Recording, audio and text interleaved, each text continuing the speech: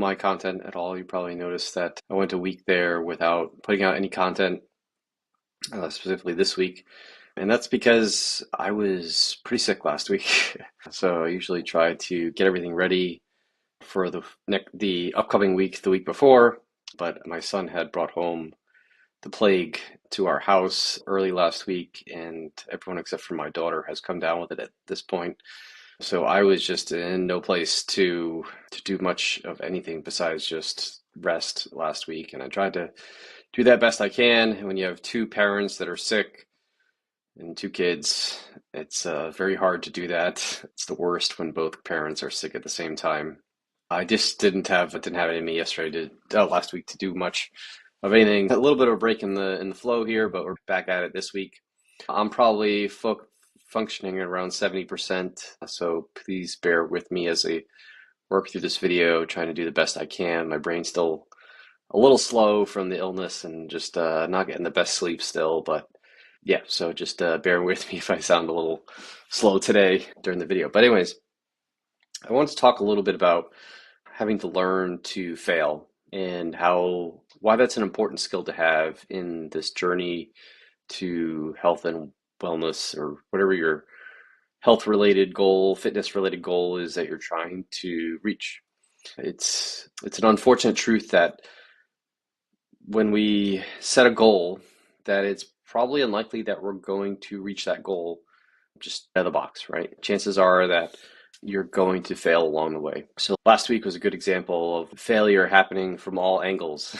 And granted, a lot of that failure was just out of my control. It wasn't something I really had much control over. It can be discouraging to have all this momentum for several weeks and then all of a sudden fall ill and not be able to get out of bed for a week and not exercise and not eat the right way, or feel like you're just not making progress. And then you look at that as a failure. And lots of times when people have these setbacks, these failures, it stops, right? Their journey ends until the next time they get motivated again, which could be several months down the road.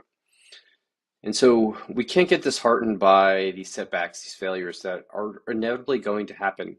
Sometimes they are your own doing. Sometimes it's a box of donuts came into the office and I had 3 today. And so, you know what? Screw it. I've already had 3. I've ruined everything. I might as well just eat the cake tonight, eat the leftover donuts tomorrow. Let's go buy some cookies at the store. And they feel like now that I've made one failure or had one failure, I might as well just perpetuate the failures from this point out, because what's the point at this point? And instead, we just look at these failures as isolated incidents. They are setbacks. I'm not saying that they didn't happen and that we should ignore them. They will keep you from reaching your goals, but it's a very small blip in time. It's not as bad as it might seem in the moment. Last week, it seemed like nothing was going, nothing at all. Everything was a failure, and it was tough. It's tough to stay motivated. Eventually, Monday morning, I felt somewhat human again, and I just started the week just like I would had I not been sick the week before. I got up and I did the same morning routine that I always did. I made the same breakfast that I always did.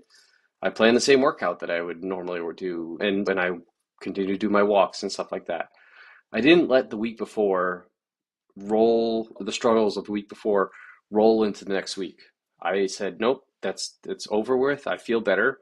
It's time for me to get back to the way I was operating before I had gotten sick.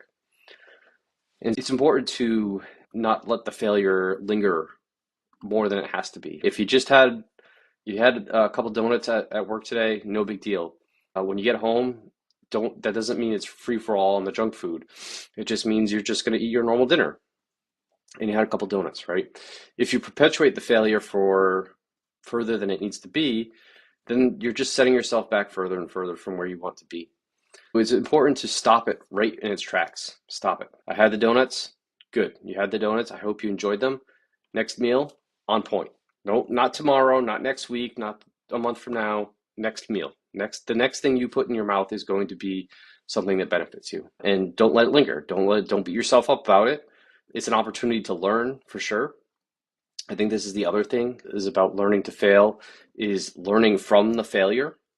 So if you realize that, okay, I these donuts are going to continuously come into the office, there's nothing I can do about it. I can't tell my colleagues not to bring in these foods. What can I do in order to ensure that I don't fall victim to those donuts the next time they come into the office? Maybe you fell victim to it because you were in a rush that morning and you skipped having breakfast and you're like, oh, I'm just going to fast for today. No big deal. And of course, you get to your desk and you're working really hard and you keep on going. All of a sudden, you get up to go to the bathroom. You walk by the break room, you see the donuts, and all of a sudden it hits you like, oh, I'm starving, right? It's been 20 hours since I've eaten. I haven't eaten anything. I have no protein snacks around. I have nothing to mitigate this problem now. I'm going to eat the donuts. Whereas if maybe you didn't even, you still skipped breakfast, but you had some beef jerky in your desk at work. So you realize you're starving. Instead of going to the donuts, you're like, you know what? I'm going to go back to my desk and I'm going to have beef jerky. So the next time that this happens, I'm going to make sure that my desk is well stocked with food items that support my goals, right? Fresh fruit, beef jerky, things of that nature.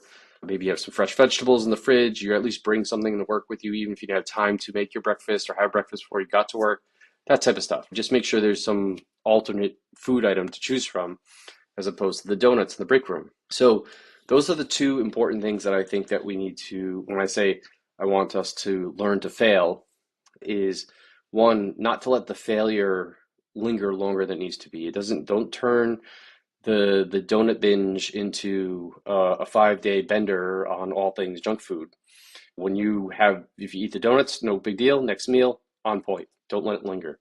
Same thing. If you're sick and you're down and out for a few days, the second you start to feel better, don't let that just like down and out stuff continue on. Like and forego the exercise and the diet and all that other stuff and the sleep and all the habits that you were doing before you got sick. Don't let that continue on for weeks and weeks. As soon as you start to feel better, start to reintegrate the habits that served you that you were doing before you gotten sick. Same thing that I did this week, right? And the other thing is look for opportunities to learn from that failure. So after you don't let it linger, you're back on track, great. But now look back at things, sit down, take some time to reflect. Everyone needs to be sitting down, taking time to reflect on their day, I think. I think it's an important practice. And when you do that reflection on your day, look back at maybe some of your failures and say, okay, what went wrong here? What could I have done better?